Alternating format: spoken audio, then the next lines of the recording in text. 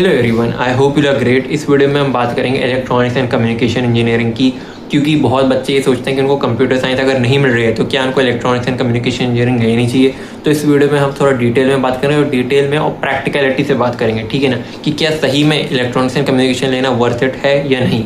तो देखो, worth it हम जब भी किसी चीज़ का पूछते हैं, usually we are talking about the placement. तो अगर मैं ईसी के यूजुअली प्लेसमेंट की बात करूँ सारे कॉलेजेस की, तो इतना ज़्यादा फ़र्क नहीं पड़ता कंप्यूटर साइंस के प्लेसमेंट में और इलेक्ट्रॉनिक्स एंड कम्युनिकेशन के प्लेसमेंट में। क्यों?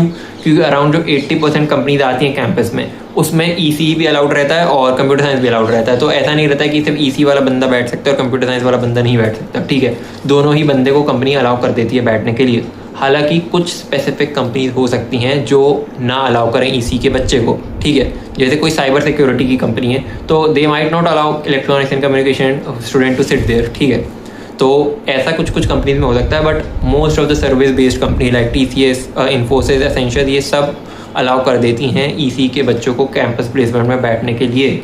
और मैं एक और बात बताता हूँ, जो अराउंड समझ लो लगभग बहुत ज़्यादा सिलेबस तो सेम ही रहता है ईसी के भी बच्चों का भी और कंप्यूटर साइंस के बच्चों का भी, क्योंकि सेकंड ईयर तक ऑलमोस्ट सेम ही सब्जेक्ट पढ़ाए जाते हैं, सेम सब्जेक्ट पढ़ाए जाते हैं। जब थर्ड ईयर आता है तो थर्ड ईयर में उनके कोर्स सब्जेक्ट बदल जाते हैं और ब्रांच वाइज सारे ब्रांचेस के सब्जेक्ट बदल जाते हैं। जैसे AIML का जो बच्चा है वो अलग पढ़ेगा, अब जो साइबर सिक्योरिटी का बच्चा है वो अलग पढ़ेगा, ईसी का बच्चा अलग पढ़ेगा, पर पूरे नहीं बदलते। मतलब ईसी के भी बच्चे मैंने देखा, उनके भी सिलेबस में डीप लर्निंग रहती है, उनके भी सिलेबस में मशीन लर्निंग रहती है, ठीक है। तो ऐसा नहीं है कि उनको बिल्कुल ही सेपरेट सब्जेक्ट पढ़ाए जाएंगे, ऐसा नहीं रहता, ठीक है। और क्लासेस बहुत सेम ही रहती है, मतलब मेरी क्लास में भी कई बार ईसी के बच्चे रहते हैं।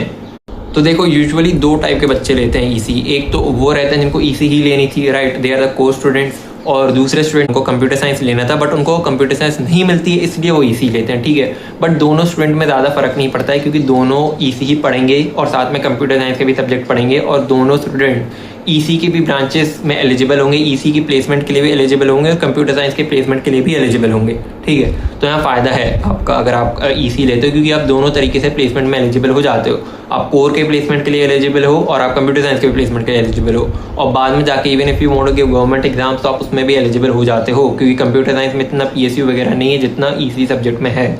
अब क्या कोई डिसएडवांटेज है ईसी ब्रांच लेने की? तो हाँ, देखो, मेन डिसएडवांटेज ये आती है कि जो ईसी के सब्जेक्ट हैं ना, थोड़े से डिफिकल्ट हो सकते हैं कंप्यूटर साइंस के सब्जेक्ट कंपैरिजन में, पर ये इतना ज़्यादा वो नहीं है, क्योंकि इवन कंप्यूटर साइंस में भी डिफिकल्ट सब्जेक्ट रहते हैं। आप किसी से पूछो TOC कितना डिफिकल्ट था, ठीक है, और कंप्यूटर साइंस में भी डिफरेंशियल इक्वेशंस आ जाता है तो उसमें भी डिफिकल्ट सब्जेक्ट रहते हैं, ऐसा कुछ नहीं है, बट थोड़े से ज़्यादा डिफिकल्ट पढ़ सकते हैं, जनरल परसेप्शन रहता है बच्चों का, ठीक है।